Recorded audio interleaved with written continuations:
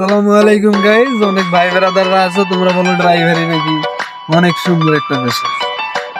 আরে ড্রাইভারি করা আমাদের না, ড্রাইভারিটা শুধু আরামের না ভাইয়া, দেখবে অনেক কষ্ট হয়।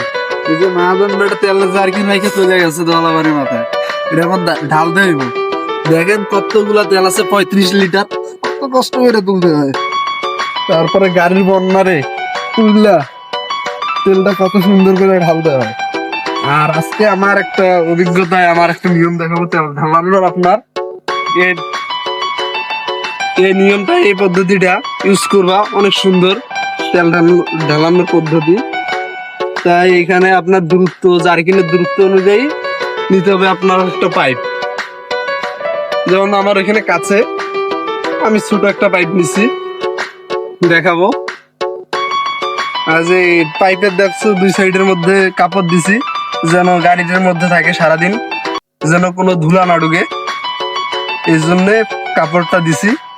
পাইপটা একটু মুছাই নিতেছি, শুধু ট্যাঙ্কের মধ্যে কোনো ধুলা ঢুকে না। গাইস দেখেন এখন আমি তেলটা কিভাবে রাখবো।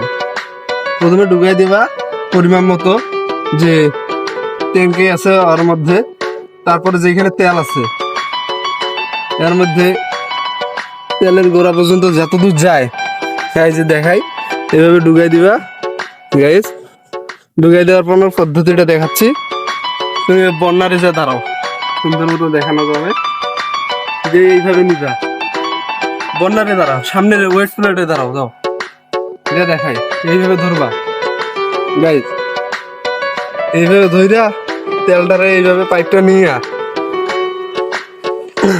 এইভাবে ফু দিবা। দেখছো কত সুন্দর ভাবে তেলটা যাইতেছে। আর তোমরা কি করো, জারকিন দিয়ে এখানে তেল ঢালাইতে যাও, অনেক তেল নষ্ট হয়। এই পদ্ধতিতে নিবা, কোনো তেলের নষ্ট হবে না, অতটা কষ্ট হবে না। গাইস এই পদ্ধতিটা কেমন লাগে অবশ্যই জানাবা।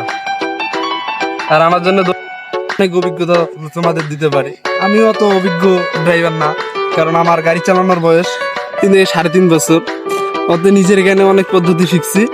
গাইজ আরো দেখাবো অনেক পদ্ধতি, তোমরা আমার জন্য দোয়া করবা। ভালো থাকবে, সুস্থ থাকবে, ধন্যবাদ সকলকে। তেল দেখো, আমার তেল দেখো শেষ হয়ে গেছে, মাত্র এক মিনিটও লাগে নাই। জারকিনের সম্পূর্ণ তেল কিন্তু শেষ। তাই দেখেন জারকিনটা, দেখছেন।